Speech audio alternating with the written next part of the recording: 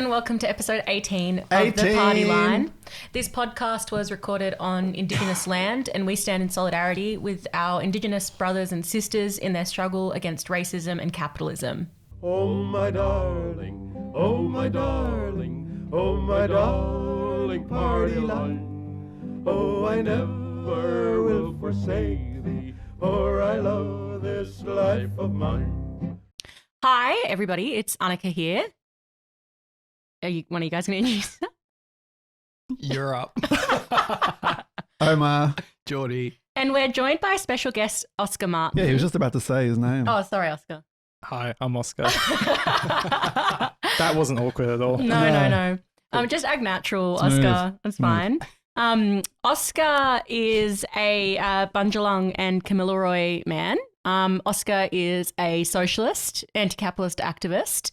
Weren't you last year's Indigenous representative on the University of Melbourne Student Union Students' Council? It's a long title for sure, but yes, I was the rep for 2 years in a row. 2 years. So. Yeah. So double is good.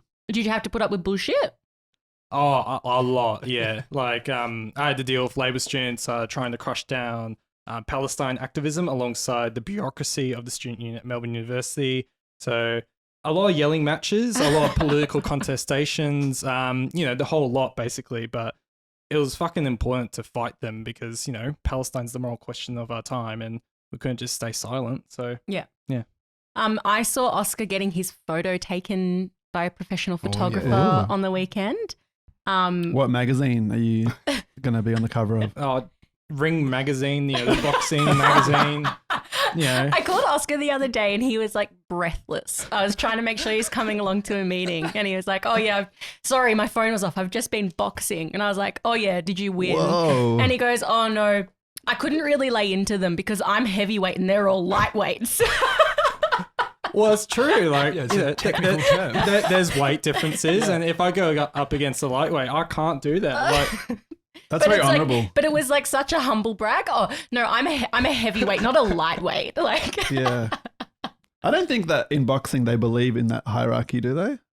Yeah, that's literally the No, they term. do. Like, it's a weight limit. That's what I mean. So, Weight class. but is like the higher class like more influential, more high status? the heavyweight division has the biggest notoriety, and Oh, okay. So they do highlights- believe in hierarchies. Well, look, Muhammad Ali, the current champion, Usyk, like, you know what I mean? Like, these are popular names. They're the ones who matter. and Yeah, Oskar was exactly. wearing his Muhammad Ali t-shirt for his photo shoot. And you were having a photo shoot not because you were going to be on the cover of Ring magazine. Sorry, Oskar, but I don't think you've reached that status. You float of like boxing a yet. hummingbird, sting like a mosquito for now. I'm never reaching there.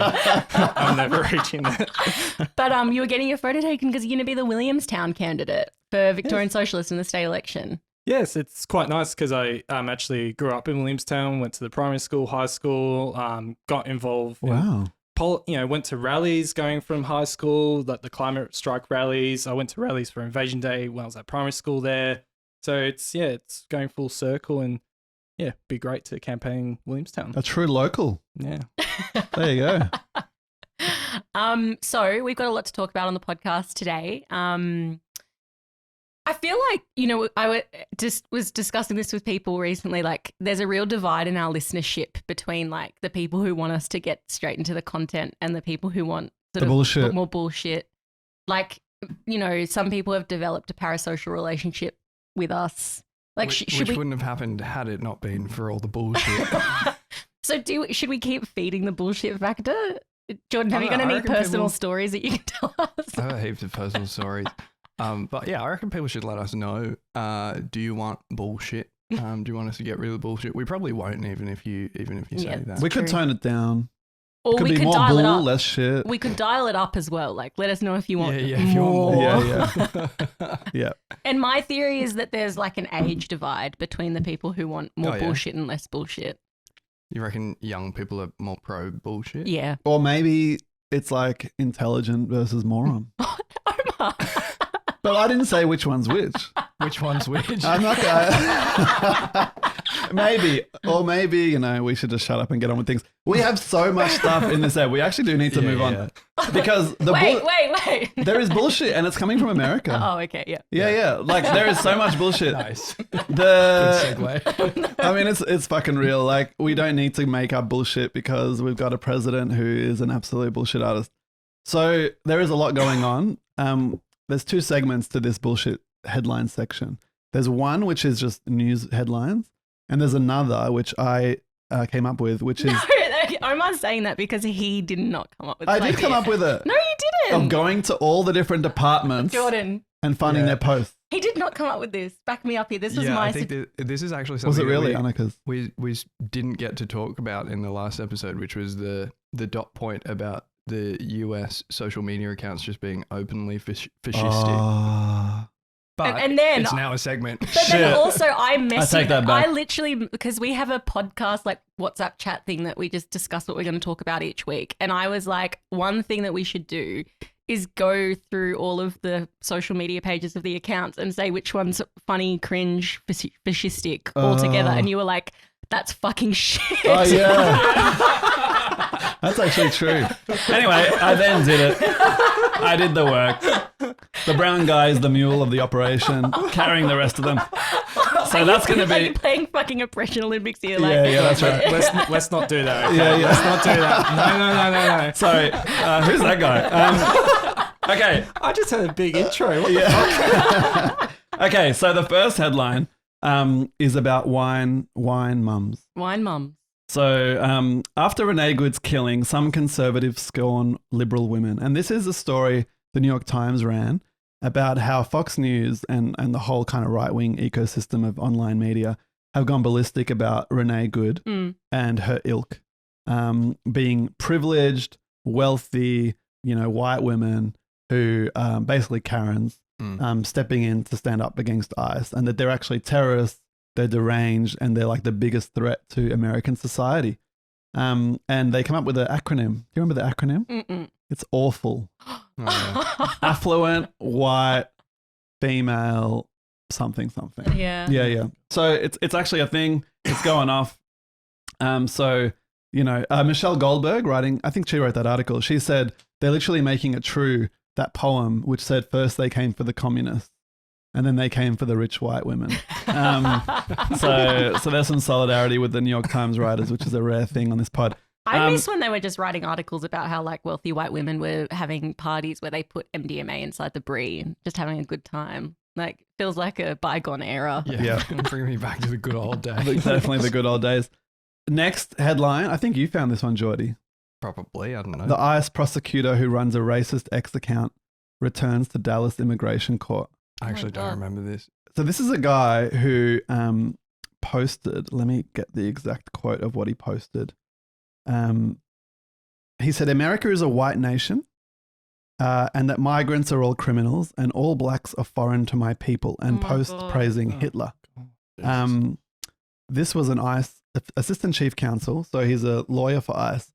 He was temporarily stood down for a few months. And now he's back. Oh my God. Because saying America is a white nation is apparently perfectly qualifying to be an ICE official. I mean, we know that. Yeah. I mean, basically, like Trump's administration just says that. So Yeah, that's right. So yeah, that's the status of things. The next thing is a bit funnier. It's about the Peace Prize. Someone else introduce this one. Yeah, what this was. So we've all seen like a letterhead kind of thing of Donald Trump texting the Norway's prime minister. I mean, it looked like a letter, but it was apparently it was actually a text, which makes a lot more sense if you. Trump's all about text. Yeah, like always on the BlackBerry. What's it? The grammar that he used, like weird capitalization and stuff like that. But yeah, like it's all, I guess, come out now. We're gonna.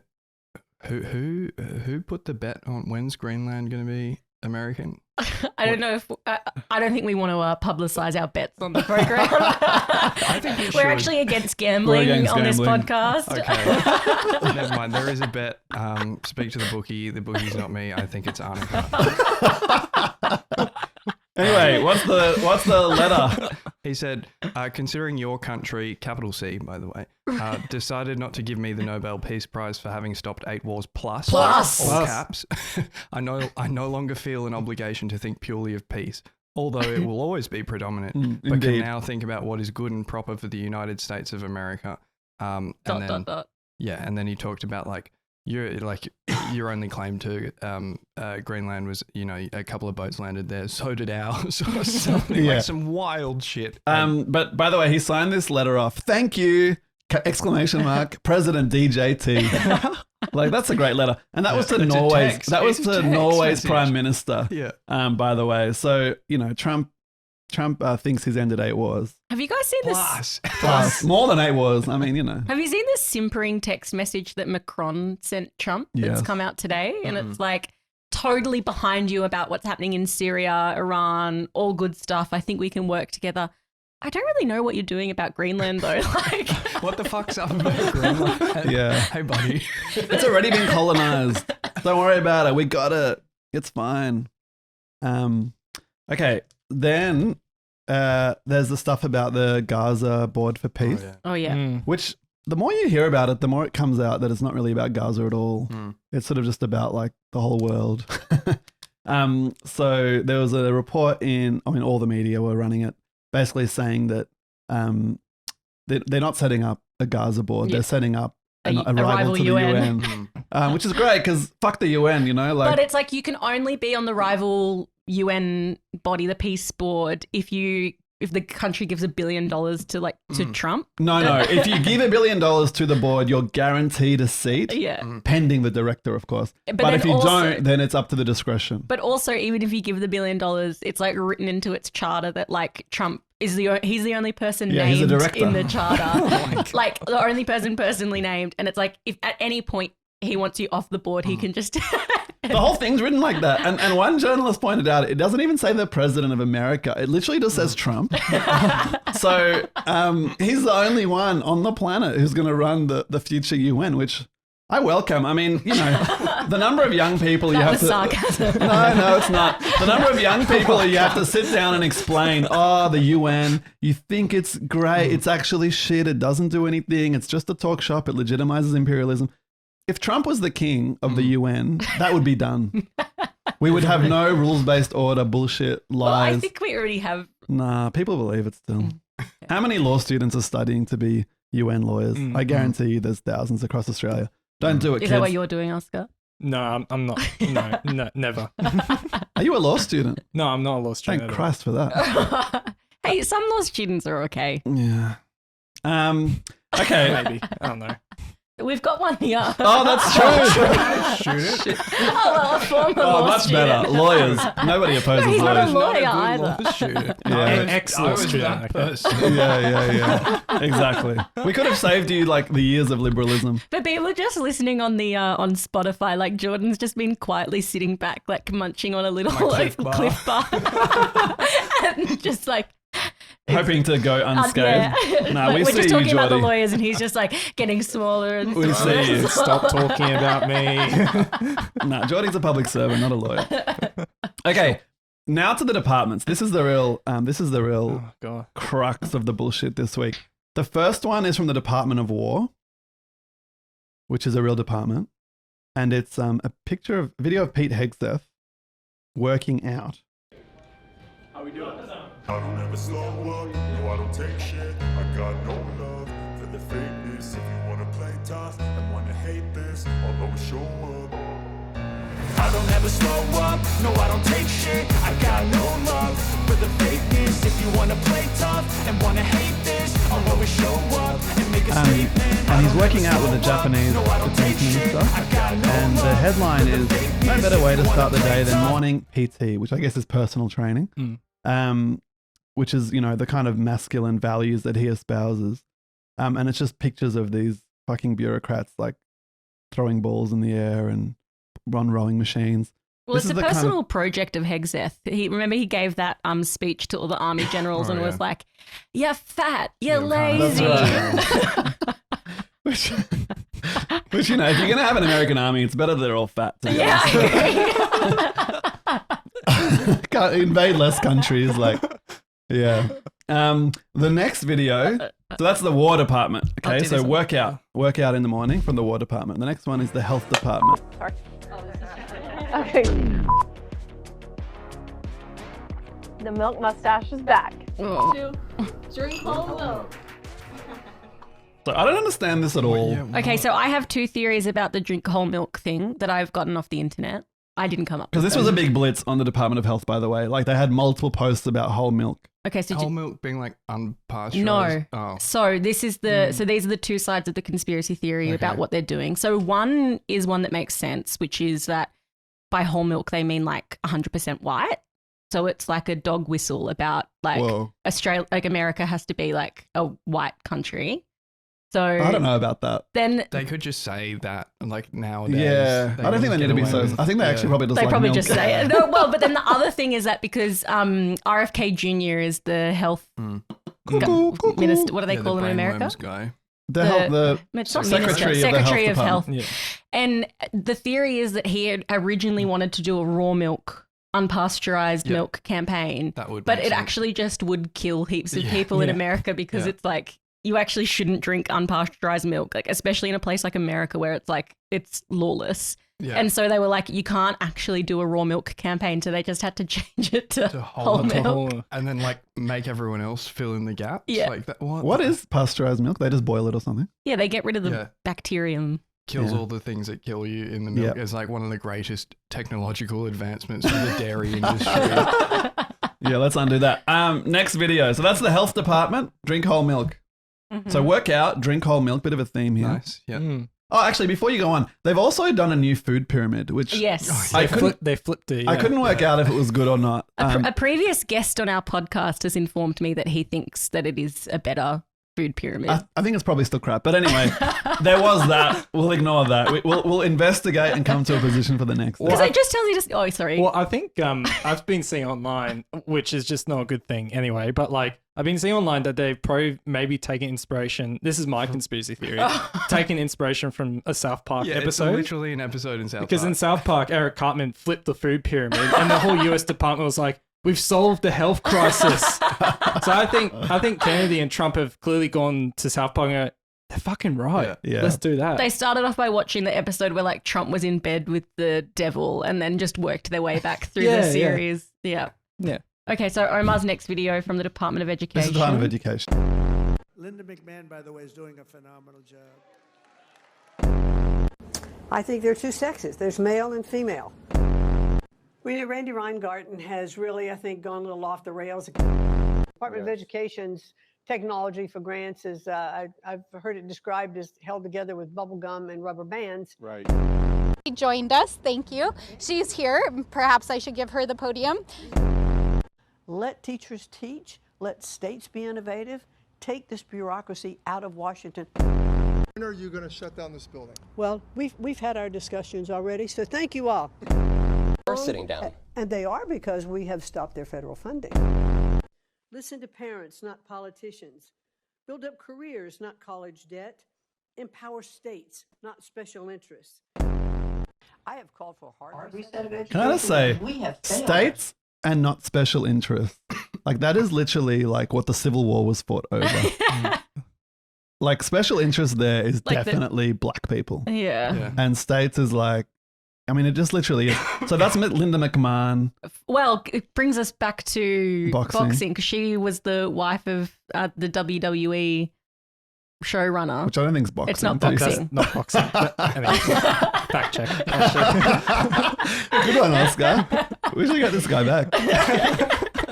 But it's just like crazy. It's like this is the person who's in charge of the fucking Department of Education, and She's it's clearly like, teaching people a lot of really important lessons Yeah. there. and it's just so like the transphobia that's Yeah, just yeah. dripping. Oh my god, disgusting. All right, that's Ed Department. Keep moving. There's so many departments. We haven't even got all of them here. State Department.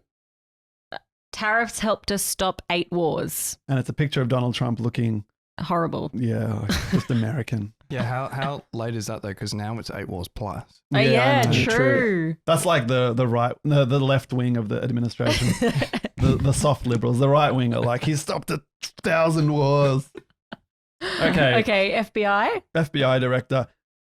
So this guy is like a creep kook who was installed, and his basically main job is to charge Donald Trump's enemies with things. And so, do you want to read out the story? Have you got it in front of you? So it's Kash Patel. This morning, the FBI and partners executed a search warrant of an individual at the Washington Post who was found to allegedly be obtaining and reporting classified, sensitive military information from a government contractor, endangering our warfighters and compromising America's national security. The alleged leaker was arrested this week and is in custody. As this is an ongoing investigation, we will have no further comment. Yeah, so the Americans are really concerned about freedom in Iran, really worried about, people getting shot on the streets, but they've got ICE agents like killing people, and now they've got journalists being arrested and charged for reporting on what the government is doing. Yeah, this is also the same government that leaked war plans themselves to journalists in Signal chats. Totally. Yeah, they're allowed to do that, but journalists can't be journalists. I mean, that's the Washington Post. It's hardly some radical. Absolutely. You can imagine they're not reporting anything too bloody sensitive, that's for sure. Next one is Department of Labor, which I went to very excited, expecting some good content. Wasn't that good. So this is a kind of freaky looking cartoon drawing of 1950s. No, it's older than that. Older than that? Yeah. Looks 1950s. Look at her little dress. Oh, sorry. Yeah. Anyways, I bet 1950s. Yeah. And it says 250 years of one nation under God. Happy Sunday, America. And one white nation. And it's a church picnic. It's a very white church picnic scene. Yeah, so that's the Department of Labor. Basically promoting fascism. Yeah, it's like this could be like a sort of Nazi postcard propaganda thing. Yeah, totally. And a bunch of the other images on the Department of Labor. The Department of Labor is like the most fascisty. Yeah. Look at fascist that one. Yeah. The president of the American worker. And it's like Trump with a heavily shadowed filter. He looks like he's got chiseled jawbone, which he definitely doesn't. Yeah. America first. Yep. Terrible. Okay, next one. Department of Homeland Security. That's obviously the crescendo. I mean, in some ways, they're not bullshit. They're deadly serious. Yeah. I mean, all of this is pretty serious, but these ones are the worst. Do you want to tell us what it says, Oscar? It says, we'll have our home again. Join ice.gov. And it's like the scene is like there's a guy on a horse and then above him a fighter jet. Christ. And it's like a snowy sort of scene. It's just... Yeah, it's like the frontier, the Wild West frontier kind of thing. Absolutely. We got to have our nation back, Like, Jeez. It's so bad. Well, it's actually a song by a white supremacist, like a really trendy far-right white supremacist Wait, song. is that a song? Well, also, the song has become catchy in white supremacy circles. It's like a known Nazi anthem sort of thing. And that's what that's from. Awesome. And then the next one that I saw, I mean, there's so many ones. The head of the department, I forget her name now. She did a press conference a couple of days ago. Christy Nome. Yeah, with a thing on the front of the podium. What does it say? One of yours, all of ours. One of ours. Yeah, all of yours. But this is actually proof that Omar didn't listen to the episode that he wasn't on, because me and Geordie talked about this last week. Oh, well, there you go. But the one that you haven't included here, which I think is like the most fucked up one, this is insane. Is this video of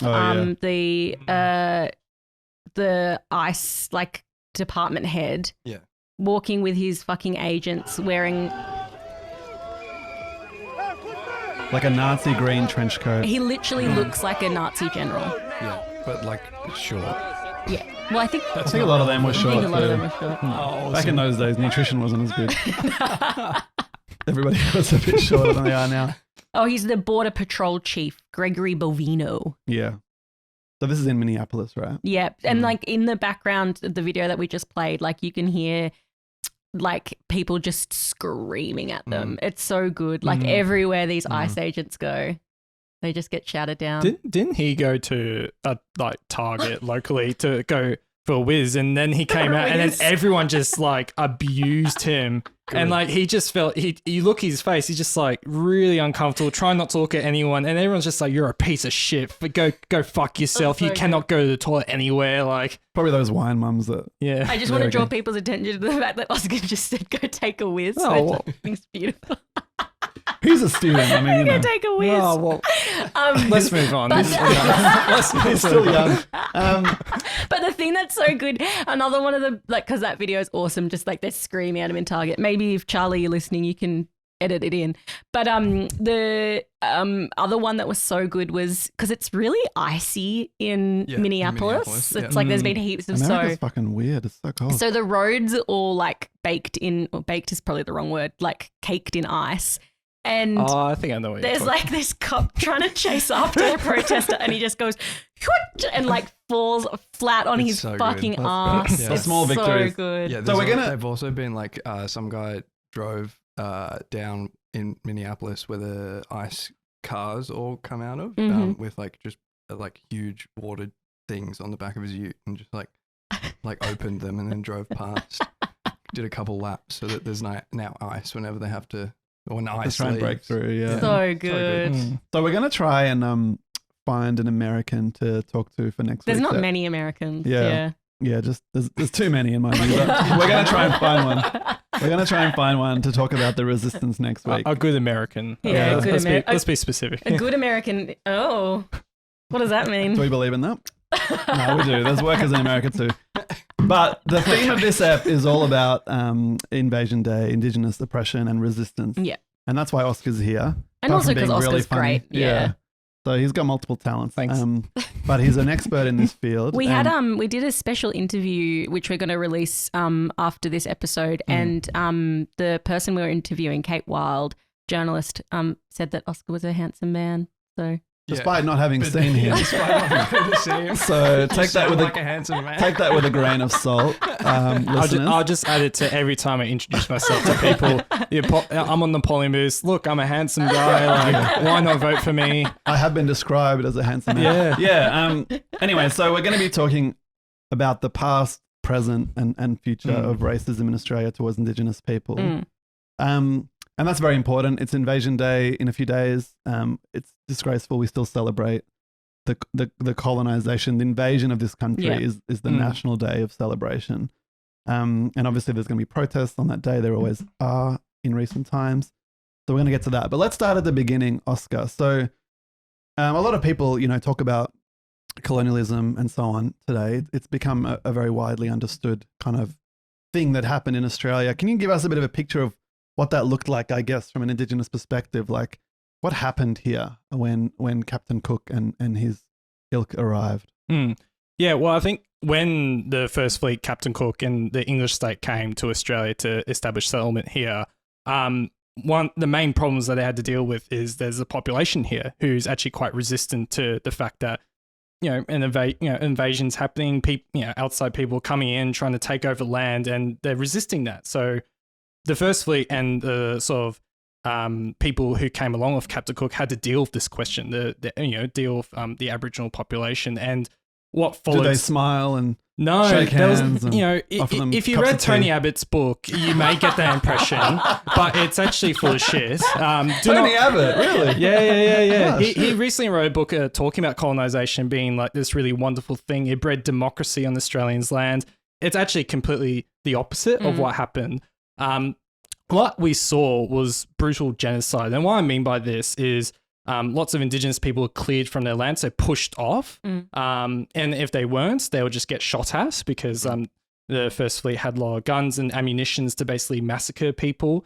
There's actually a massacre map established. I can't remember who it was established by, but it covers basically 512 or more massacres right across Australia, ranging from places like Tasmania, where it was incredibly intense, like big swaths of the Indigenous population got wiped out, basically, just so that the First Fleet could establish, townships, other kinds of areas, and basically start to collect resources to build up what we call Australia today, basically. So, yeah, definitely not this sort of tranquil establishment of democracy, but actually brutality and destruction on Indigenous lands and cultures. Yeah, it's like the moment that Cook landed, it's like violence.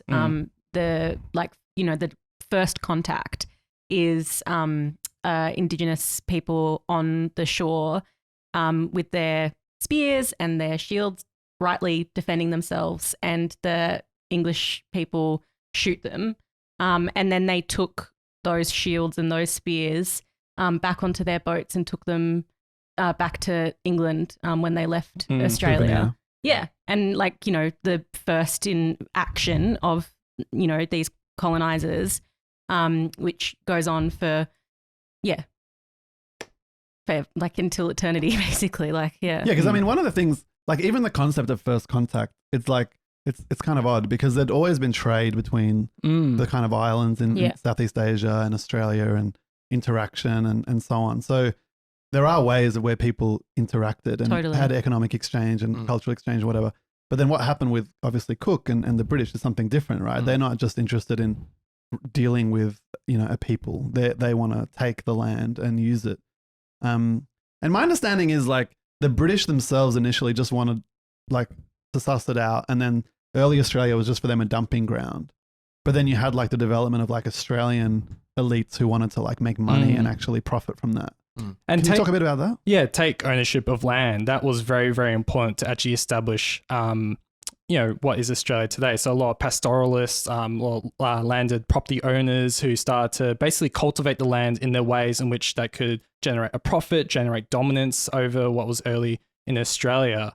So it was a really concerted attempt. And the thing is with this establishment, it had massive backings of early state departments, like the army, for instance, really backed this up and were part of leading the massacres that happened within Australia, so forth. Early police guards who actually were there established not only to tackle Indigenous people and murder them, but also enforce convict labour that was brought into Australia to help build up these landed estates as well. So there's a dual purpose there. And Aboriginal people, of course, were taken into those sort of really exploitative labour to establish these landed properties. Yeah, obviously, I think the thing is with understanding this history, though, is that, you know, it wasn't sort of straightforward as well. There was a thing called the Frontier Wars, where there was actual battles of Indigenous peoples right across the nation, engaging in one thing that Henry Reynolds, he's a historian who's covered a lot about the Frontier Wars, basically guerrilla warfare of Indigenous people trying to destroy these landed properties because, yeah, these land properties brought destruction on land, brought destruction to the communities. So Indigenous people said, we're going to fight back and we have the right to do so. And so then that kind of bit, you know, at period, I think it was around the mid 19th century, that was a big turning point for the British states and what was becoming Australia to be like, well, we have to deal with this even more so in a heavy manner. So more army regiments, more ammunition. We're just going to really try and destroy this Aboriginal population because they're kicking up a fuss. We can't have that, basically. So, incredibly brave in terms of Indigenous peoples and cultures right across this country to fight back. Unfortunately, yeah, the Frontier Wars was ended with the British and the Australian settlement to basically tackle and destroy this kind of defense by Indigenous people. So, because there's the brutal violence of that process. You know, you've described the clearing of land, which, you know, that sentence doesn't sort of give you a full picture of just the massacres, stories of Indigenous people being literally thrown off the sides of cliffs and murdered. And then, so there's the brutal element of it. And then there's also the brutal ideological element that goes along with it. So there's the concept of terra nullius and the idea that there's no people in Australia. Indigenous people were considered part of flora and fauna in the Constitution. Yep. And then there's also obviously just the denial of culture and young Indigenous people being ripped from their families and communities.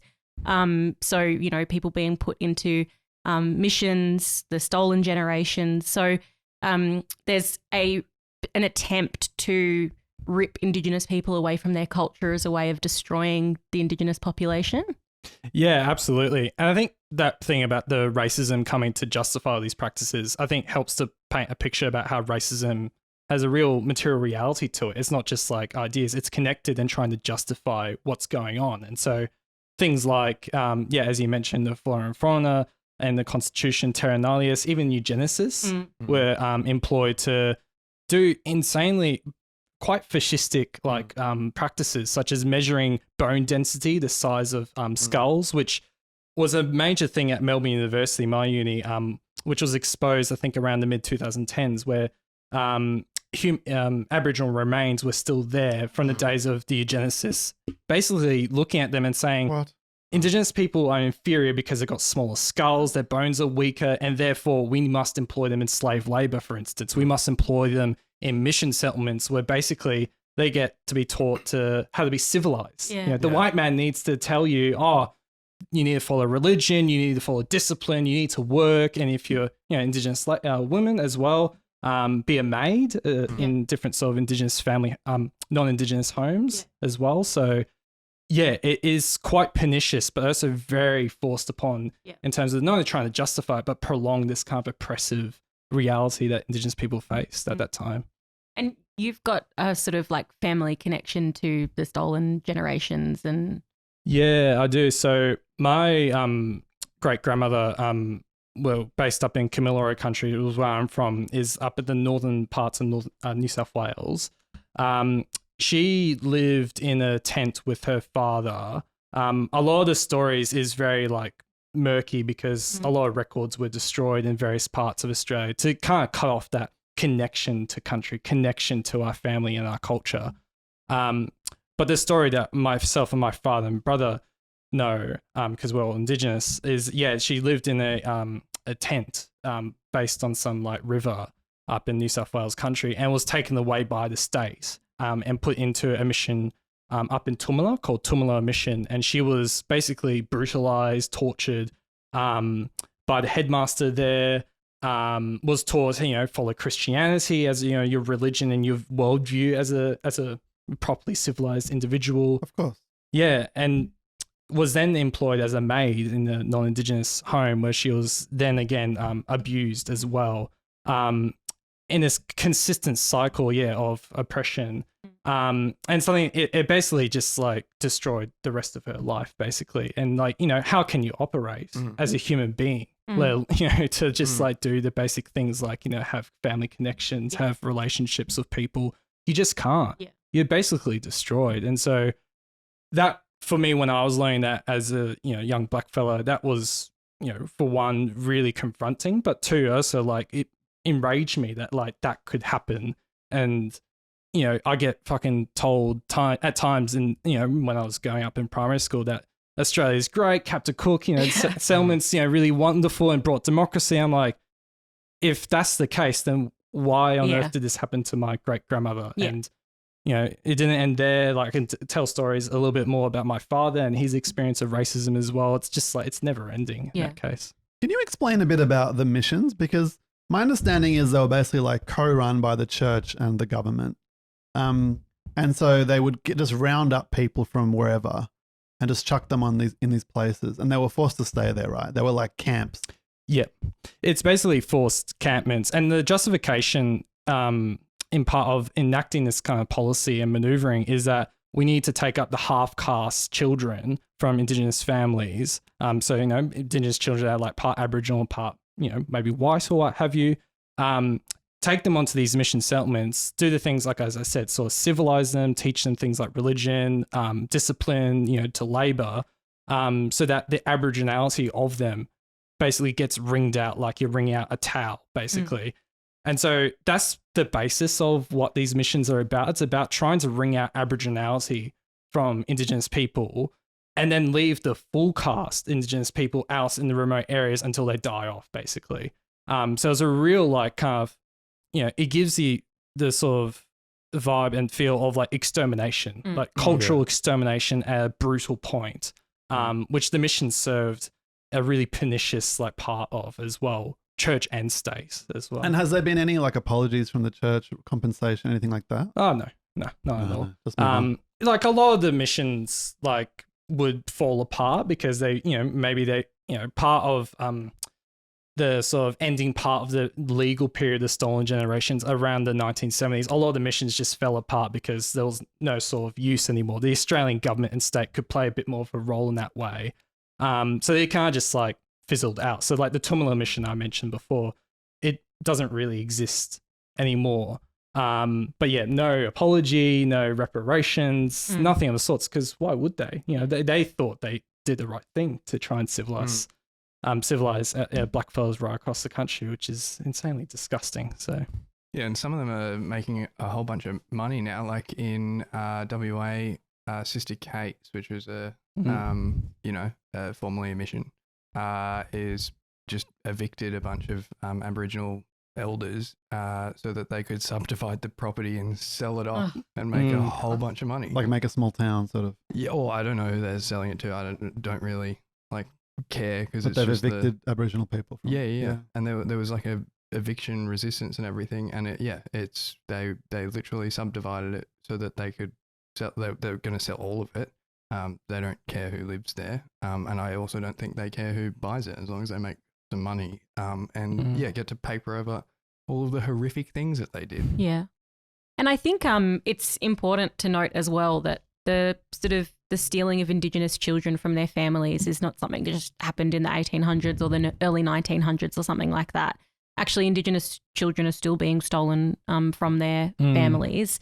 And it just, it's not happening by, the church anymore, but the Department of Health and Human Services are now the people who go out and capture Indigenous children and rip them from their families. Yeah, the out of home care scheme is the program in which they still continue the stolen generations type of taking away of children. They've actually Lydia Thorpe released a lot of data and done some reporting on it, which has been useful about this scheme. And it basically reveals that they take children on higher rates than compared to the stolen generations period. So it's you're doubling the impact and the torturing and the torment on Indigenous children more so than the period that we sort of lambast. You get taught in schools, maybe at times, as that's really evil past, we're moving on and so forth. It's actually it's gone far worse in a lot of areas. And I've seen documentaries on NITV that report into this, and they interview some of the children who are 14 years old, and they ask them how many homes have you been to? And they're 20. It's 20 homes as a 14-year-old children. You don't know where your family is. Yeah. That's the reality of these kids who have got their future is basically destroyed in a way. And it's a cycle of torment and oppression. And the way they justify it now, it's different too. It's not so much we want to breed these people out or destroy them culturally and integrate them, assimilate them. It's more we're looking after them because they're from broken homes, and so we have to put them in better homes. And look, that's a real issue, right? There are intergenerational trauma, which means people are in tough conditions. Taking them out and putting them in somewhere totally unfamiliar with no support through this inhumane government bureaucracy is not the answer, right? So it's sort of bureaucratic, managerial, liberal kind of discourse that's used to justify it. Yeah, absolutely. Yeah, funding into housing, a lot of housing in rural areas, in Alice Springs, even Wilcannia, all the housing there, and even in some city areas in previous decades Redfern and Fitzroy, which used to be incredibly dense slums for Indigenous people to reside in. Housing would just cave in, it would be constantly flooding because all the piping has just burst. It's just surely a solution to that is build better public housing that is suitable for human life. Yeah. Not, maybe I should take this child away from their fucking family and there's broken windows or the toilet's not working. Well, maybe fix it. Then to share a bit of a personal story again as well about this, this happened a lot to my father, who was born in Redfern in 1972 and lived in all different sort of Sydney-based suburbs like Glebe, Bankstown and other areas. And you'd have officials from the state, welfare officials, come around and they would look at the whole house and would try and find any excuse to basically say, we need to take your children away because, maybe the doors are broken, the windows are broken, or there's contraband here. Any reason or excuse to basically say, we got to take your children away because it's an unsafe living place and unsafe living conditions. Even though it's and then again, it's fun to make these living conditions better. Hello. Yeah. But and that would be incredibly fraught and, awful Yeah. for people like my father who, you know, would never want to be taken away from his family and his mother. So Yeah, it's so horrible. And that is really one of the things, like every time you read an account of a young person who was stolen from their family, it's the terror that they feel of being ripped from their family and their community.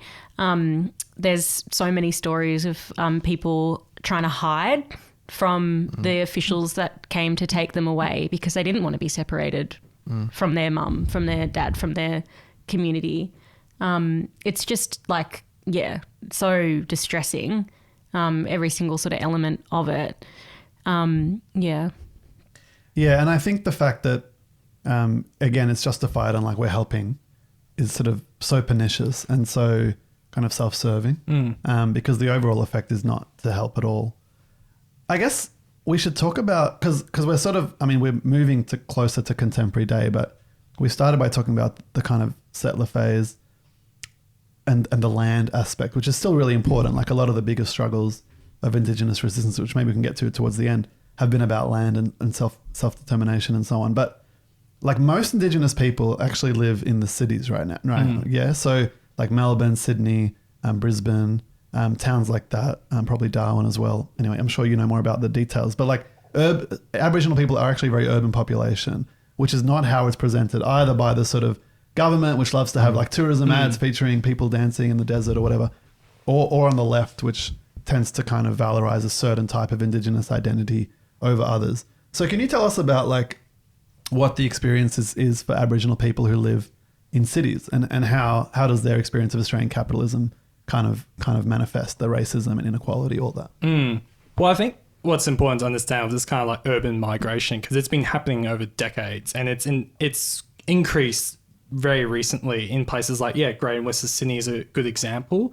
A lot of Indigenous families move into these areas because the intense poverty and racism in rural areas gets to a point of how can we actually afford to live here? Yeah. How can we actually afford to deal with this sort of torment? We got to actually move into city-based areas for, you know, hopefully some more opportunities, maybe opportunities for employment, because there's just more out there and more in those urban areas. So that's, and, you know, they try to do that to also help their families who can't do that, like the elderly, you know, a lot of elders who live out in rural areas who just can't move. So that's like... So what they send them funds and stuff? Yeah, send them funds, send them money to just make sure they can just stay alive, basically. But the experience in cities is no better, really, whatsoever. Like, I think the way to understand it is intense poverty. So I think for a lot of Indigenous families within cities, like a lot of them live below the poverty line. A lot of them experience unemployment, which is a major factor driving Indigenous poverty. So I think the unemployment rate for Indigenous people is about 12%, which is double the national rate across Australia. So that tells you a lot there. Denied, you know, getting a lot of Indigenous people live in public housing. So in places like Fitzroy, a lot of the public housing towers there are Indigenous based. Like Jackie Charles, who's an Aboriginal elder who unfortunately passed away a few years ago. He lived in public housing. A lot of my family lived in public housing within Redfern, but a lot of that, especially in Melbourne, are getting destroyed or getting pushed out because, you know, a lot of the reasons that the state government uses is that, it's uncared for and it's all decrepit. It's like, well, who did that? Thank you, Labor. That's actually their fault. So I think I think a lot of those factors point to the thing about, Indigenous oppression, is not just this rural or like country-based sort of idea. Like you just look to the Northern Territory or you look towards Wilcannia or these country-based areas. It's actually intense within city areas as well. And I think poverty is like through line in this. Which results in like things such as life expectancy being lower than compared to non-Indigenous people. A lot of Indigenous people experience a lot of health failures like heart diseases and so forth as well. So,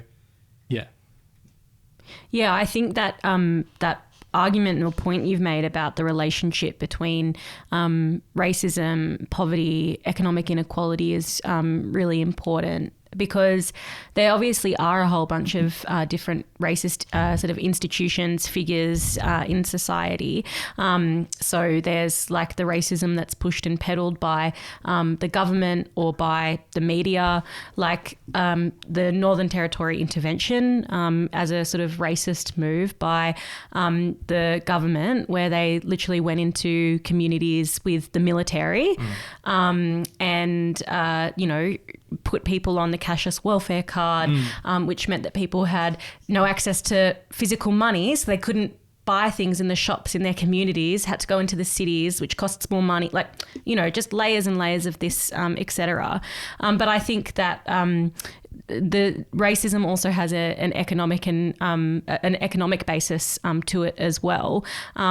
So the sort of impoverishment, which is a deliberate act by the government and the society that we live in, leads to things like higher exposure to the cops, because cops patrol in impoverished areas, which can have a higher rate of antisocial behaviour because of the impoverishment. So it becomes this sort of self-perpetuating, self-reinforcing system that has been set up by the racist Australian state. Yeah, and there's never been restitution for the old crimes, and so they just kind of compound, right? Yeah. So okay, there's an apology in Parliament or whatever, but the impact of these centuries of oppression and genocide and so on are never really accounted for, and so there's just the oppression just evolves in new ways. Oh, now we're in the cities.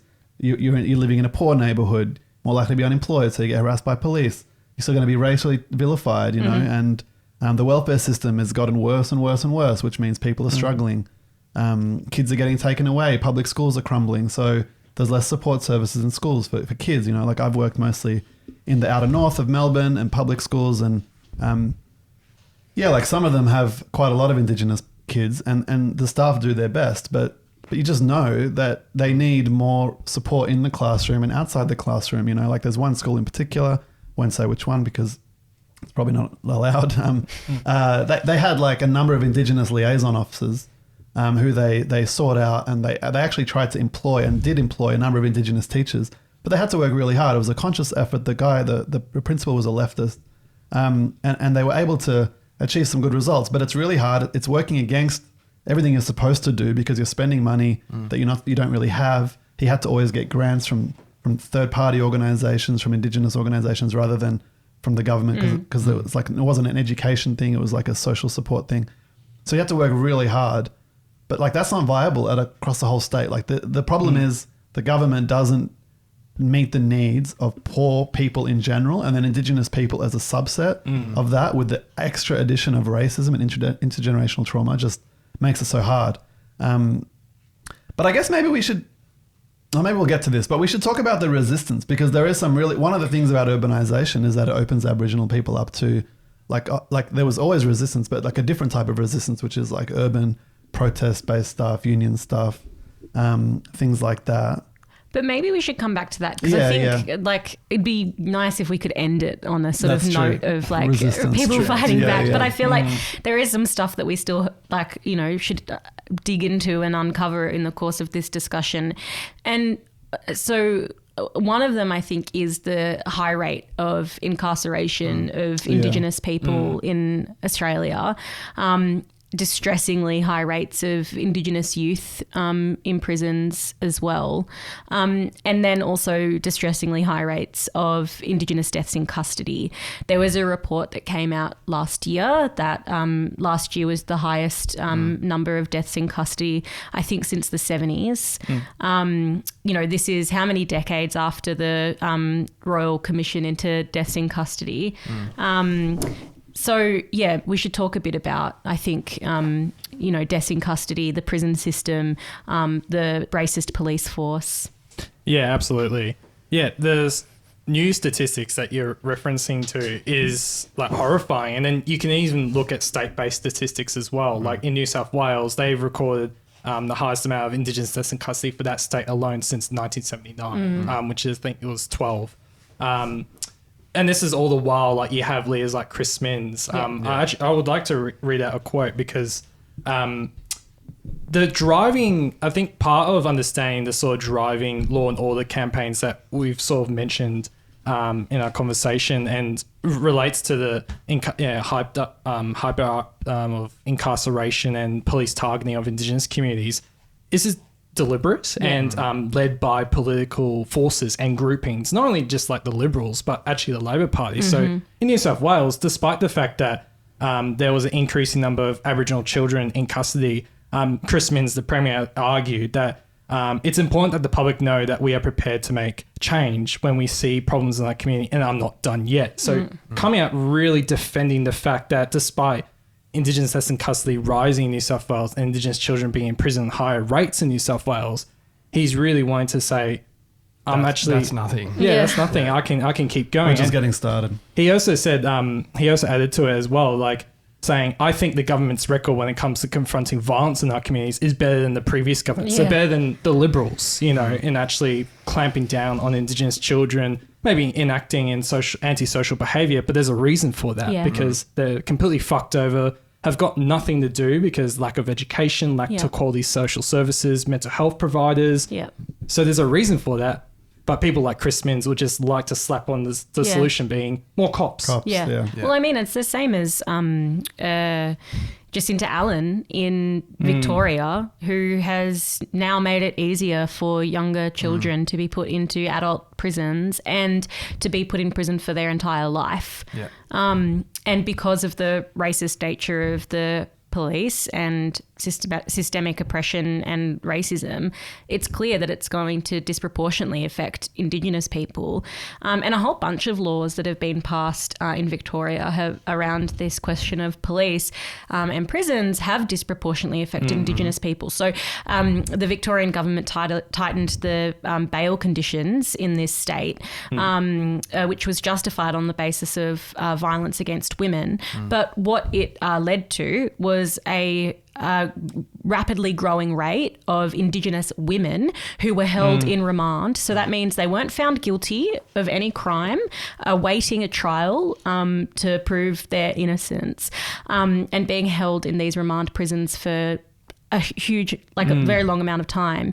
And in fact, an Indigenous woman was murdered in one of these remand prisons when she was, being held after these bail laws were tightened. So it's just, And even the bail laws are so draconian. Like I was doing some research about this because alongside announcing what Jacinta Allen proposed, the adult time for violent crime laws, which, mind you, sounds eerily similar to the Queensland Liberal government's adult time for adult crime laws as well. Pretty much the same if you look at the legislation. Just change one word. Yeah, just change one word.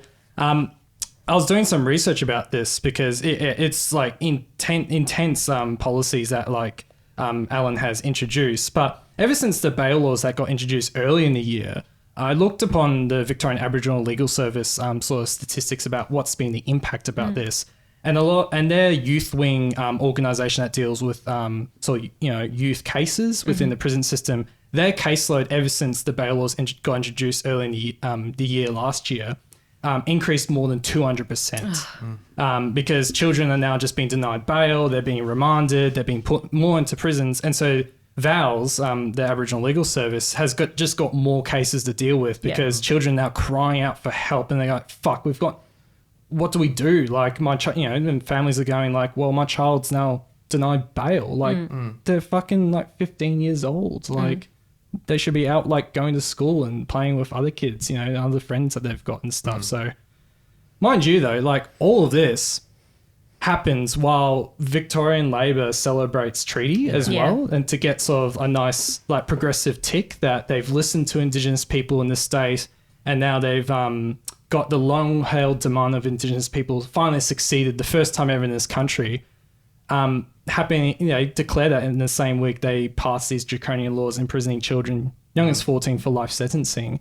It shows, I think, the kind of fake progressivism of the Labor Party that while they can have this fake zeal of supporting Indigenous rights, they're just as committed as the Liberal Party to imprison Indigenous children and adults, but also entrench that oppression as well.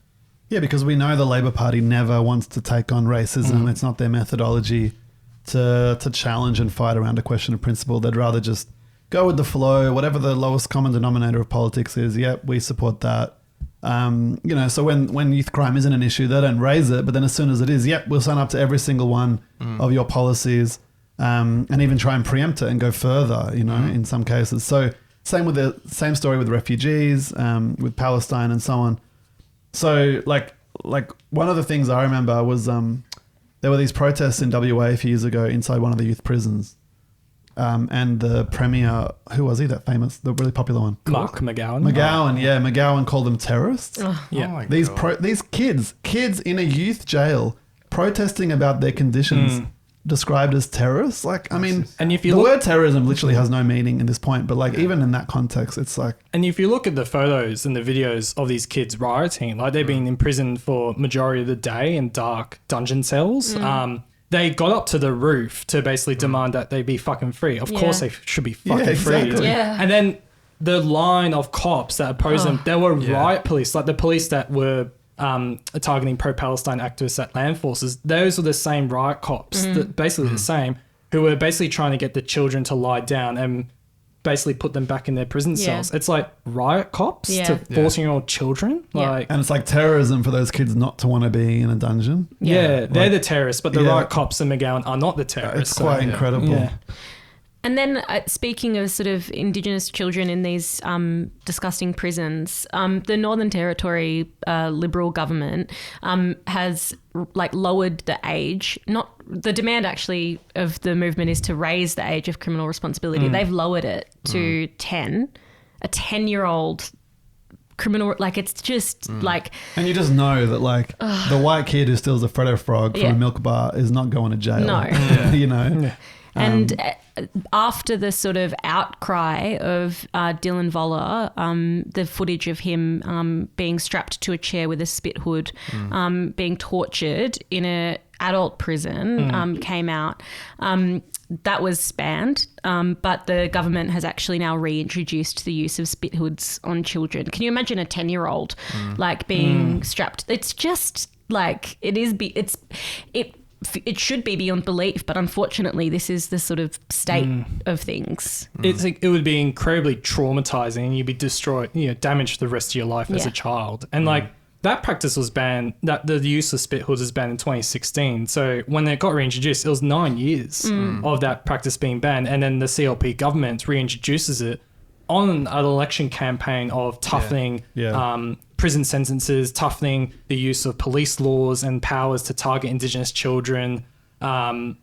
It's a real like return of that kind of Northern Territory intervention-esque like politics. And like we're gonna like you see a lot of town hall meetings that happen in like places like Alice Springs, like right-wing agitators and personnel arguing we need to do welfare checks on children, whether they're by themselves. We need to make sure they're back at home and not causing vigilantism in the town. And it's like that. It's like it really deepening on that kind of terrain of the messaging of the Northern Territory intervention back in 2007. It's rearing its ugly head once again. I feel. Yeah, you can imagine these mass meetings of angry white people to all yelling about the scourge of Indigenous youth. I mean, the scenes are just. It's like from an American South in the 50s or something. A really brave Victorian socialist member went to one of those disgusting meetings in the north, because he's a Indigenous man from the Northern Territory, and he went to one of these meetings to just be like, fuck you people. I didn't know about that. Yeah, cool. It was really cool. Yeah, it was like a real shining light of just like, at least there's one person just fucking like yelling at these asshole racists. And then like apparently a lot of other sort of people, it was at Alice Springs, that meeting, a lot of other residents at Alice Springs actually came up to him and was like, thank you for saying that. Cool. It's like, thank God that some good people find a good fight there, I think also when we talk about this stuff, particularly like Labor doing shit things and then the Liberals doing it somehow worse, like we get these illusions that like, oh, maybe we just need to vote for the Greens or whatever, they'll be better. But we just saw like in the Northern Territory during all of this, like the Northern Territory Greens vote for the toughening of bail laws, which we know. Did they really? Yeah. We know exactly what what that's going to do. That's fucked up. How did they justify that? Well, they justified it by saying, we know this won't do anything and this will not work, but we voted for it. Yeah. We think this is bad. We think what we're doing is bad. Full stop. And then voted for it. Great. So we just want to go with the flow too. yeah, exactly. Because like obviously they're bowing to this, pressure from these racist community groups and town halls that are, calling for this like reactionary shit. I mean, speaking of the Greens and like current stuff, because there's obviously been all of this discussion in the Parliament the last 2 days about the hate speech laws and the gun laws and stuff like that. Lydia Thorpe tried to move an amendment to the gun reform thing, saying that law enforcement agencies, security providers, correctional services and the Australian Defence Force should have their firearms subject to comprehensive, nationally consistent monitoring, oversight and reporting frameworks, basically being like, well, all of these legal service, like, these like military and police forces, they use their weapons in a violent, hateful way, obviously towards Indigenous people, but other black and brown people. And it was defeated by the Greens and Labor voting it down. Sorry. So, Yeah, because the whole Labor's press releases and stuff when this passed is like, we're removing dangerous guns, like the most dangerous guns from our street. And it's like, well, statistically we know who's holding the most dangerous guns in our street. So I guess Lydia was like, maybe we should add those to the list. Yeah, it's totally reasonable. Why should being a cop give you immunity from the same checks? Yeah. But Oscar, you've found this quote, found it. You put in this quote, which I think is important to read out, from Susan Ley about the sort of process of Australian colonisation and how apparently she's really good on it, right? She's a moderate, isn't she? Yeah, so this is from the key leader of the moderate Liberals. Let's just remember that. Sensible centre. Yeah, very sensible. Susan SS. double S. It's moderate. a coincidence, guys. It's a coincidence. It's not about that. She's going to lead the Liberals. Yeah, it's just great. She said last year that she compared the arrival of the First Fleet with Elon Musk's effort to build a colony on Mars. So she said, in what could be compared to Elon Musk's SpaceX efforts to build a new colony on Mars, men in boats arrived on the edge of the known world to embark on that new experiment. So it's a daring experiment, just like what Elon Musk is trying to do. The known Nazi, Sieg Heil, the MAGA rally. That's the moderate Liberals. Yeah, it really makes me feel good about what happened to Burke and Wills. It's like we're always taught that story as a tragedy, like, oh man, they just missed them by a day, but really it's actually a good news story. Yeah, absolutely. It's a shame more of those fucking colonial freaks didn't explorers. I think like one of the other things that is kind of a recent question is obviously the voice referendum, which the Labor government said that they were going to introduce. Albanese made it his like the main part of the speech that he gave on the night when he was elected as PM. But I think one of the things that was like important to note about the voice referendum is that Labor introduced it thinking that it was going to be something that had bipartisan support. They thought, who could object to this? But the Liberals did object to it and they campaigned against it very heavily, as did, One Nation, the Nationals, and also just right-wing figures in society. And I think like it's part of the problem of like when Labor introduced this stuff, they don't actually want to do anything real for Indigenous people, give them back political or economic sort of sovereignty or control over their own lives. They're much more interested in sort of like gesturing to and putting in sort of like empty institutions that don't actually give Indigenous people rights. Which meant that when they were being campaigned against, they didn't want to defend the thing. They couldn't defend this thing because they couldn't point to how it would systematically improve the lives of Indigenous people. And they were unwilling to say that opposition to it was racist. So they couldn't defend it on the basis of, well, you shouldn't be a racist, you should support Indigenous rights. And they couldn't defend it on the basis, well, they wouldn't, and they couldn't defend it on the basis that it would improve people's lives.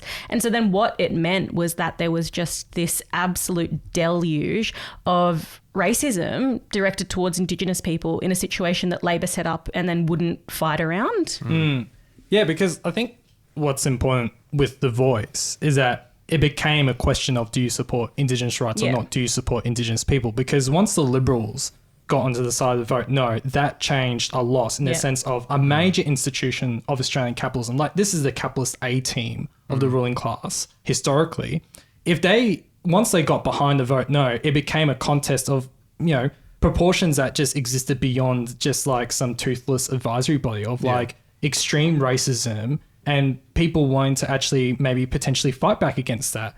Of course, Labor didn't provide that anti-racist sort of leadership or movement to push back because, part of like the meekness of the Voice department, but also just like Labor is overseeing the sort of racist oppression and exploitation and poverty that Indigenous people are entrenched in. And so they couldn't provide that kind of anti-racist fight back, which led to a really sort of shameful referendum and sort of time period for a lot of Indigenous people where we did see the Liberals and the right go on an absolute fucking rampage against Indigenous rights. Like big meetings such as like the CPAC conference, we have I can't remember the people's names, but they like get up and argue that like Indigenous people are all violent black men, that like land rights is going to steal your computers and like some of the most absurd racist shit. Like apparently if you give me land rights, I get all your computers. Like this is what they're, it's just like, that's what they were arguing and basically painting this image of like Indigenous people having special rights, which people like Pauline Hanson in One Nation. And John Howard used to do that as well. Yeah, this is their track record. This is what they're about. And Pete Dunne, coming from that kind of ilk, really laid into it and led a horrible racist campaign. I know. And there was this confusion on the left because some people thought, The Voice isn't enough. And actually, by doing this symbolic thing, it'll actually make it harder to win real things.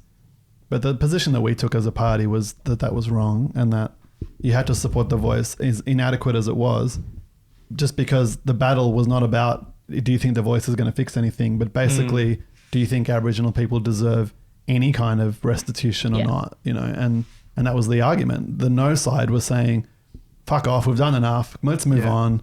What even is this issue we're talking about? Like, why should they get special privileges? And then the other side, well, there wasn't really a side because Labor just played dead. But the people who were saying, yes, we should have a voice, were basically saying, I think there is racism towards Aboriginal people and there should be some change. So it was a disaster by Labor and then a disaster by the Liberals. Like Labor put up this thing and then walked away from it and the Liberals just took it as a chance to go crazy with racism, which shows the limits of like Liberal responses. Sorry, Liberal, I mean like smaller Liberal, like progressive-y, pro-capitalist responses to racism is they do this symbolic token gestural shit, which doesn't address the real issues, and they can't even fight for that properly. And it was a win for the right. Like exactly. they won, and now we've just talked about governments in the Northern Territory and Queensland who have elected Liberal Party governments have just run to the right and clamped down on Indigenous oppression. Even Labor's response to the whole referendum, like in places like New South Wales, and even like the federal government dropping off like claims to truth telling, and some even trying to milquetoast the treaty processes, even though those processes are weak as hell to begin with. And trying to also lead off this law and order campaign as well. So it's actually drifted the movement for Indigenous rights in a rightward direction and attack that kind of, that fight that people, ordinary people, could go to Invasion Day, want to see actually win. So it's set a terrible mark on, I think, Indigenous politics, for the past few years. So. But hey, like, I know that I was stopped before, but let's talk about resistance. Because, there's so much cool stuff. Like you started with, the Frontier Wars. Like, that was awesome. And it's interesting that Australia celebrates, like, the failed invasion of Turkey as, like, a national mythology. But, like, no one learns about the people fighting to preserve their country from invasion right here. Anyway, let's talk about sort of more modern examples of resistance and like the way in which like Indigenous people began to be incorporated into the working class movement and trade unions and the radical left? Because I know you've done a bunch of research about that. Yeah. Well, I've got a lot of stories. Maybe I should start with one. Pick a couple, yeah. Then we can go with that. I've actually written a recent Red Flag article about Aboriginal communists, which I'll get to. But one of my favorite stories that I always tell people, which talks about those dynamics you mentioned, Omar, about like Indigenous people being part of the working class, being part of unions, and having this sort of strength and power to actually wield against bosses, against racists, is the Gurindji strike in the 60s and 70s. Which was a strike for land rights and better working conditions off the Wave Hill station by Aboriginal workers who were part of their union. But one of the most phenomenal things I found about that story is not only just the power that Indigenous people were trying to will against their boss, which it was this fuck with a guy called Lord Vestey, who was like some corporal guard or like had some position with the Queen, like... I think every British just person like, has that. There's some connection with the Queen. Yeah, anyway, or the royal family, or the king, or whoever's there. Anyway, he was a lord. Yeah, he was a lord. So Lord Vestey. That's right. So Lord Vestey was the person who owns all the land, a majority of the land around those areas in the Gurindji, and the Wave Hill station. One of the most amazing things, though, is it's a lesson of solidarity, of like actually crossing the sort of the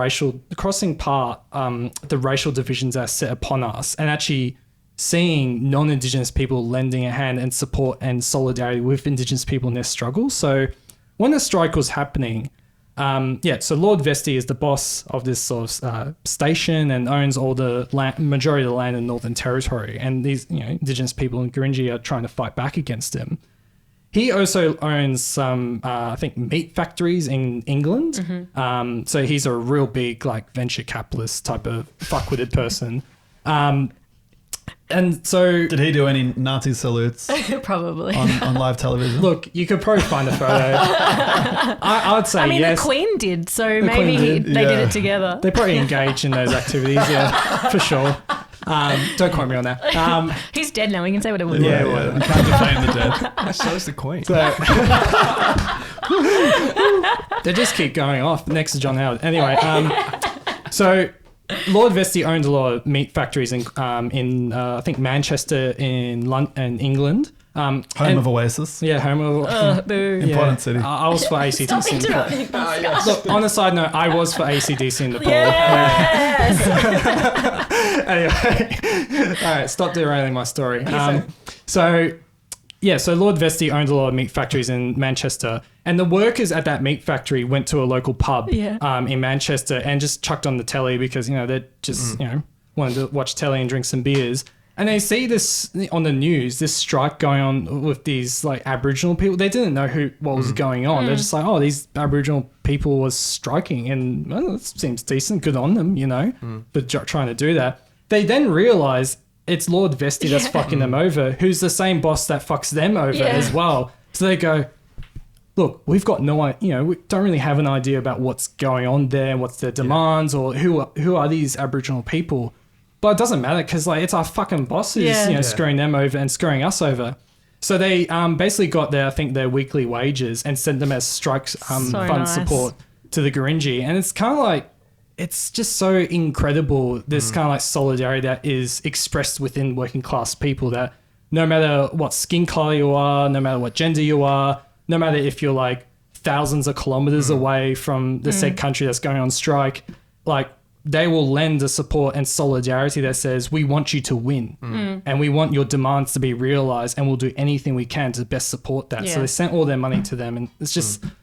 anytime I keep saying it to people, I always get chills because it's just like, they're in fucking Manchester. This is it's a long way from the Northern Territory. It's like, if you don't operate from, radical politics, don't have that, vision, it's like, how does that work out, So... And because I think the what they turned on was the documentary that was made like with Frank Hardy. Yes. Which is that book, Unlucky Australians, I think it's called, has a lot of stories about solidarity that was given by workers in Australia to the like the Gurindji strikers as well. Because they do a national tour. Yeah, and it's just like these big like meetings that happen on work sites where Vincent Lingari goes to like the Waterside Workers Yeah. Union. There's that Gary Foley, who's a legendary Aboriginal rights activist and historian at Victoria Uni. I think he showed me like one photo of like Vincent Lingari like dressed down in like the best way, like full on jacket, just like, but he's going to a union meeting to like talk to these workers about, you gotta fucking support us. And the workers like, of course we're gonna fucking support you, you know, like go figure. Yeah, totally. That's really cool. Yeah, and it was one of the first times when sort of Indigenous politics had been brought to like the union movement in the urban centres, because they were earlier, like in Jordan's book here, there were early stories of like Indigenous shearers and stuff being part of unions and stuff like that. But then this was like a mass union movement in the urban centres, taking action, joining protests, sending money. I think didn't the CFMEU like do something more practical, like help build or parts of the camp or something, or donate funds towards it? I think so. Formerly with the BLF. It wasn't the CFMEU. Yeah, but precursor. So yeah, and they were like a really radical union in particular the Sydney chapter. So the New South Wales division was the most radical part, and they sent all the support to the Gurindji strike. As he said, Omar, they helped build public housing in Redfern alongside the Black Power activists, which was actually the first ever urban land rights victory in history. Yeah, right. So it was Indigenous owned public housing called as the Block, which for Sydney size you probably would know in Redfern. And that was incredible because like a lot of the Black Power activists, like as I mentioned, Gary Foley, who was around at that time, he would see these people, the BLF, and call them fucking legends because he recognized like, well, these people are lending out a hand and they're using their power as the working class to actually say, we're going to support you. And we see our struggles connected, which I think is important because it kind of goes against like commonly held ideas today where it's like, who do we point to as held responsible for like Indigenous suppression? Like maybe it's just all non-Indigenous people or what have you, like ideas on the left, which I think kind of misses it all. Like we've talked about how the system of capitalism, different political parties like Labor, the Liberals, like they're responsible. What power we have on our side is when we can actually combine together, strike, protest, and actually look at those who are responsible for Indigenous suppression and challenge them and say, we're not going to just lay back and accept this, but we're going to fight back as well. So yeah, and it's a really important thing that you mentioned about the struggle being connected, because the way that our union leaders talk about it at the moment, like Indigenous issues, for example, is like, oh, we've just got to do the right thing, lend a helping hand, solidarity, ha ha ha, it's just the right thing to do kind of thing. But like the BLF in New South Wales, the BWIU in Queensland, like they made the political argument that no, our struggles are the same, our struggles are connected because they are, the Australian ruling class is using, the hyper exploitation of a marginalised section of the working class to bring down your wages as well. So their fight is our fight. We're all in this together. And I think that's a message that has just like completely been lost in our union movements. And then the converse of that is that like there are actually small but important numbers of Aboriginal capitalists who are like part of the problem now. Like you were talking about the Block. I was in Sydney when the Block was being destroyed, which it has been now. And they demolished all the public housing. And the person who did that was an Aboriginal man in charge of the Housing Corporation. And they did it because they wanted to build expensive housing for international students and wealthy people to live in the centre of Redfern, because the Block is right at the heart of Redfern. Redfern is like Carlton North or something. Like it's right there in the city. It's a great location. And it would obviously have pissed off a lot of people that like Aboriginal people have got this prime spot. Yeah. So now they've privatized it. And there was like a long campaign, an occupation of the site, Auntie Jenny Munro and others, which we were part of. And at the end of the day, we couldn't win, but we tried. And at least by trying, we kind of flew the flag of resistance. But that's the thing. Like, so there are people, Indigenous capitalists, bureaucrats who can make a career in this situation. They find a way to navigate either with the Liberals or with Labor to get a job, to get money, and they kind of they perpetuate the system that fucks over the vast majority of Indigenous people. So it is a class thing. It's not just an ethnic thing or a race thing. Yeah. Well, maybe, Oscar, you mentioned that you've just written an article about the Etok family in Red Flag. Do you want to tell us a bit about who they were? And Yeah, they're an incredible family of communists, like Aboriginal communists who, so the mother, Lucy Etok, she was like the sort of matriarch figure of the family, like this really like powerful, like, you know, like won't take shit from anyone kind of person. And she like engaged in a lot with the Shearers Union in the 1890s, where there's these massive strikes of this like capital versus labor, like intense class battles. And when she engaged with the Shearers in Queensland alongside her family and her husband, William Etok, she learned all this kind of union principles of solidarity, equality amongst all, the working class action and struggle. And through that experience, identified with working class and socialist politics more so within her life. So she engaged in the anti-conscription battles within World War One. She was a member of the Wobblies, the IWW, and then later on became a member of the Communist Party of Australia, the CPA. And just always had this kind of resolve of like, yeah, I'm needing to fight against racism. Like there was lots of battles, and also just threats that she had to always constantly deal with, of like traversing through rural Australia while massacres were still taking place. And then like putting her children in school where the threat of their children getting taken away was very real. But it wasn't like she just resolved those issues for herself and for Indigenous communities. She's basically took a step forward and said, well, actually, I identify with working class politics because I want equality for all, not only just Indigenous people, but for non-Indigenous people, people who are multi-gendered people and so forth. And yeah, carried that with her, very much with her membership with the CPA. And basically, there's a quote from this book about this biography of Nick Orreglass, who was one of the original Sydney Trotskyist figures back in the day.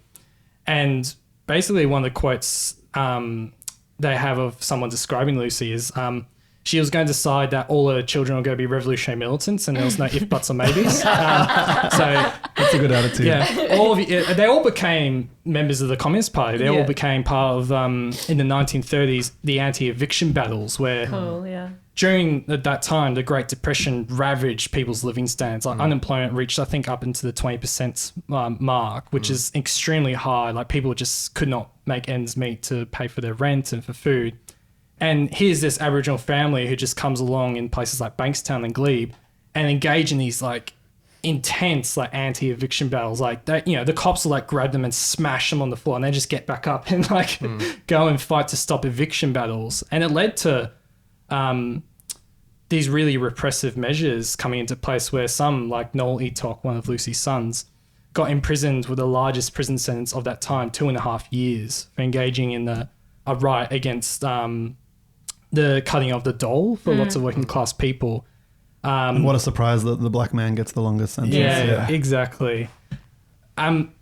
This was, I think, quite remarkable because I kind of, when I was researching about the Etoks, I kind of, was like thinking, oh, there'll be really excellent stories and of resistance and, trying to fight back against Australian capitalism and racism. But it also revealed to me like this tradition and the starting of revolutionary socialist politics that was different to crap Stalinist politics that the CPA had actually adopted within their organization and led with. So what I mean by that is during the Free Noel Etok campaign, so after he got arrested, there's a campaign to try and free his release.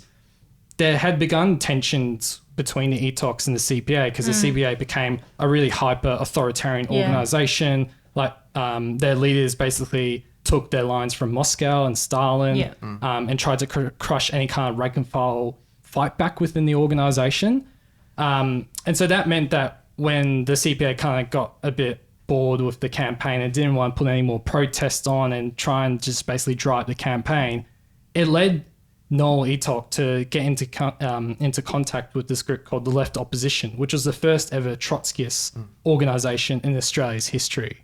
And they basically said, we're going to fight for your fucking release no matter what the CPA does, even though the CPA held abuse of them being like dangerous Trotskyists, fascist scum, like all this really awful degenerate stuff.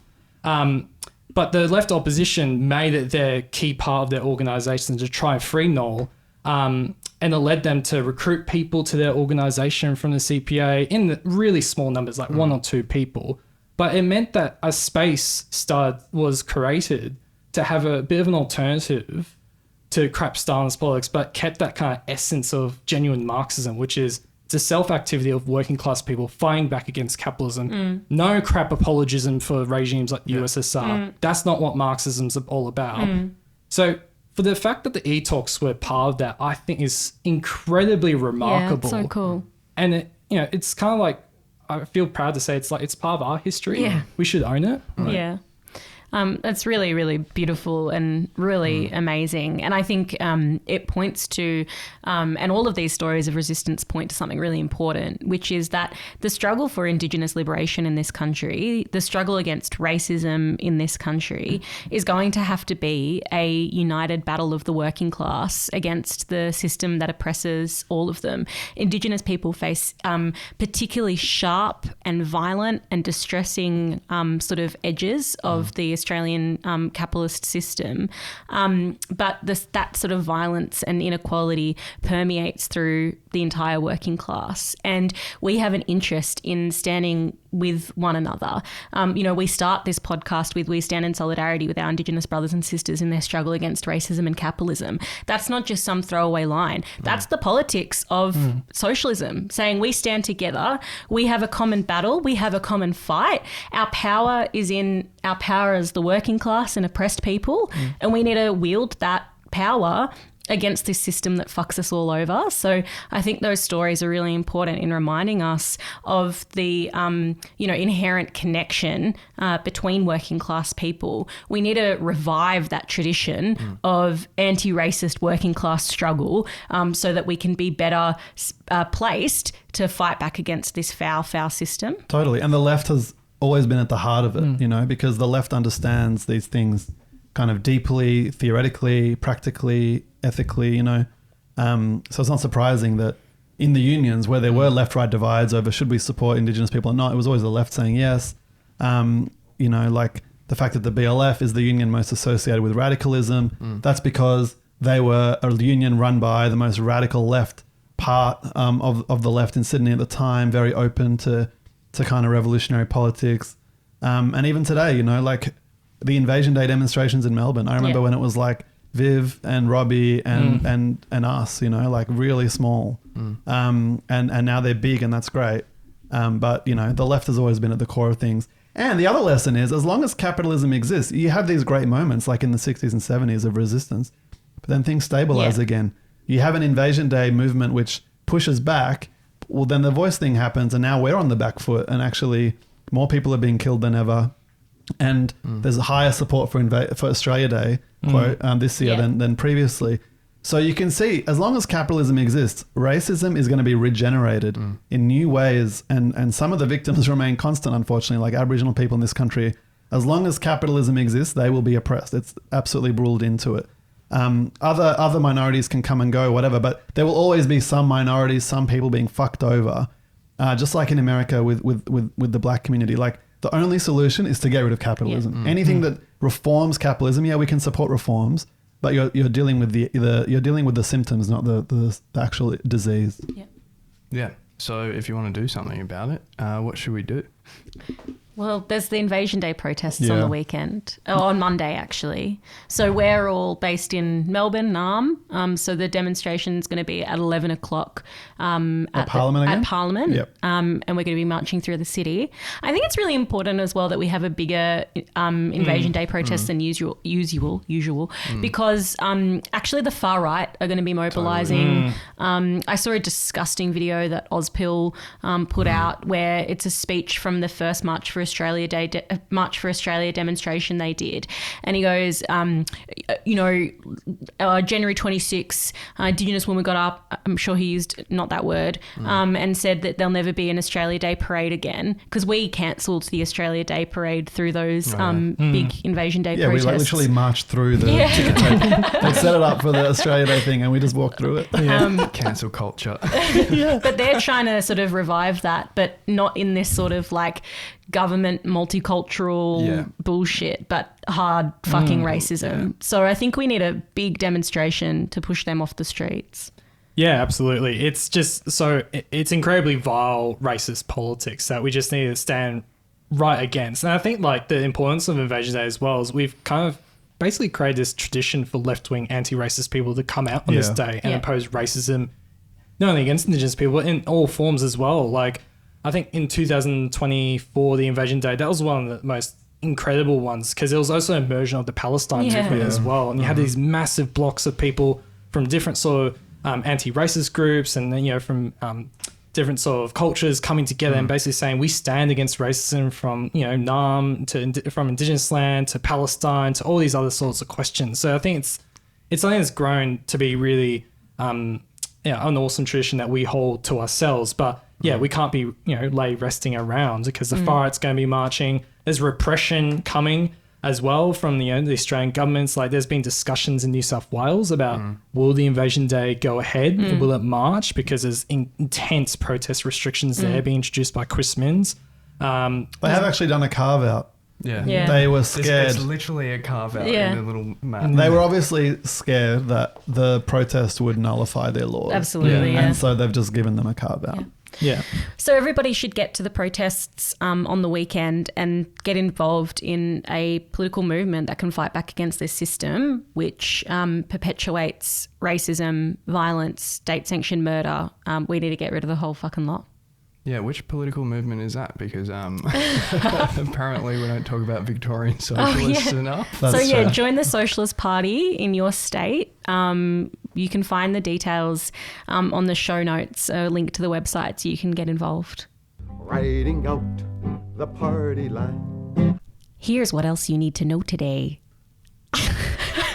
What do you think? Good one, Annika. Yeah. That's great. I like that. So I'm wondering if that's trademarked and we're going to get sued. No, they can't trademark a phrase like that. But I'm saying this because this has been such a bumper episode. We've talked about so much stuff, but like we have not talked about like the federal government hate speech laws in this episode. So I wanted to just give us a couple minutes just to discuss the laws that passed passed in Parliament 11 yesterday. a.m. last night or something. A.m. last night. Yeah. AM 11 p.m. last night. Yeah. We'll talk. I reckon we'll do like another ep on it because it's fucking mental. But basically, it seems like the negotiations between Liberal and Labor have resulted in a more repressive. Yeah. Even though the Liberals were saying, "Oh, free speech, whatever," they got rid of they took out racism, so you can still be a racist, but they made it easier to qualify for the to be called a hate preacher, whatever the new classification is. So, like the fucking Attorney General refused to say clearly that saying that Israel is committing a genocide would not put you foul of these laws. She refused to say that was okay. She also refused to say it was okay to say Israel shouldn't exist, which is a standing position of the left, that there should be no single ethnic supremacist state anywhere in the world, and certainly not in Palestine. So these are really dangerous new laws, which are the most huge attack on free speech in generations, and specifically targeted at the Palestine movement and the left. And so what it's gonna mean is that like three people, including the Attorney General and the ASIO Director, are gonna have the right to prescribe organisations and to ban them. To ban them, yeah. And so what they're being banned on as well is actually not just what you've done, but what you potentially might do in the future. So one of the sort of lines about what the threshold for a hate group is that they're likely in the future to cause social, economic, psychological or physical harm to people based on their nationality or ethnicity. And like ironically, it's like Matt Canavan put out a tweet. It's sad, but it's true. So sad, but it's like, it's right. He's like, well, what if you were a Ukrainian person saying that there should be an economic boycott of Russia? That would be an economic harm to a group based on their nationality or ethnicity. Well, he wanted to use Ukraine, but we could say the same for like the BDS movement. He didn't do that about Palestine. He doesn't care about the Palestine movement. But and it's like you don't even have to have done it. It's just like you might in the future. Think about it. It's thought crime. It's like it literally is just thought crime shit. And people who, once a group has been designated as a hate group, it'll be a criminal offence to direct the group, be a member, recruit to it, participate in training, get funds to the group, or provide support for the group. And you don't even need to be a current member of the group. Yeah. It's like you are previously associated with the group in some way. Is attending a rally supporting the group? Yeah. Arguably, so this is a crazy impingement on people's right to freedom of speech and association. And it's like got nothing to do with Bondi, like nothing to do with the massacre. But everything to do with the politics that we've talked about the last few eps. It's good that eventually the Greens voted against it, so that was a real win. That they were, the parts of the Greens and the left who were pressuring them decided to follow through and to not support this legislation. And I think it's going to be challenged. Like there's no way this can just sit on the books because they're just hiding behind, hate preachers. But there's already laws to deal with like organizations that are like planning and committing terrorism. Like that already exists. This is not about that. This is about stopping, like the reason the Liberals negotiated to open up and expand, like ridicule is one of the things, like one of the state-based laws that if you break, you can fall foul of this, like to ridicule and humiliate or something. But by the way, like this psychological harm shit, like I think the left has to draw a line under it. Like it is not a problem to be psychologically unhappy. You have, like, some people should be unhappy. Like when workers go on strike, is the boss happy? The boss isn't fucking happy. Are they a hate group? Well, yeah, they hate the fucking boss. Good. I think it's a human right to be able to hate people who are pressing you. Yes. Yeah, exactly. Like fucking hell. Are we not allowed to hate Donald Trump? Is that a hate crime? I think we're going to go, like, I hate Donald Trump. Like, I might go to jail for 15 years now. Like, it's crazy. I hate all capitalists. And I want to cause psychological harm to all capitalists. Yeah. And like, it's fucked up. Like, off to jail you go. Why is psychological harm this thing? Yeah, and also economic harm. Like, that's the point of a strike. Yeah. But like, I think like when we talk about these laws, we often talk about like, oh, just look how bad it can get. Like, look at the UK, for example, where, police rock up and arrest, teenage children in their homes for saying like, from the river to the sea or something like that. But these laws are far worse than what the UK laws are. Like in the UK, at the very least, Starmer had to go, drag himself before the Parliament so that they could then prescribe Palestine action and then do the stuff. Like, this is just at the discretion of some secret random bureaucrat who can just be like, I reckon maybe. You're talking about the head of ASIO. Don't you trust the head of a secret spying organization that's tried to target communists for a century or something? So much. Yeah. But like, that's how the Tony Burke on the ABC this morning was. It's not me. It's ASIO. Like, yeah, that's the problem, man. Nobody elected fucking ASIO. We can't unelect them. Historically, great guy. Never done anything wrong. But like, so it's like this random bureaucrat, but also like not just that, like the AFP commissioner, also the Minister for Immigration can now just randomly do literally whatever the fuck he or she wishes in future. Like, this can be like, if a Palestinian refugee has ever said like, fuck Israel because they're murdering, or like any Palestinian journalist, writer, public speaker, they've all said things that these people would think are exactly, that are now under the definition of this new hate crime. Most socialists, to be honest, except for some reason the like actually advocating a genocide is not like, it's been excluded from these laws. It's fucking ridiculous. But like, these laws are far worse than what we've seen in the UK. And it's horrific what's happened. And then I think, the other parts of it that are just abhorrent is the fact that it's retrospective. So you can be charged for something that you did before the law even existed. Wow. And then also it's expressly written into it that no procedural fairness is allowed. So you can't even defend yourself. It's like university courts.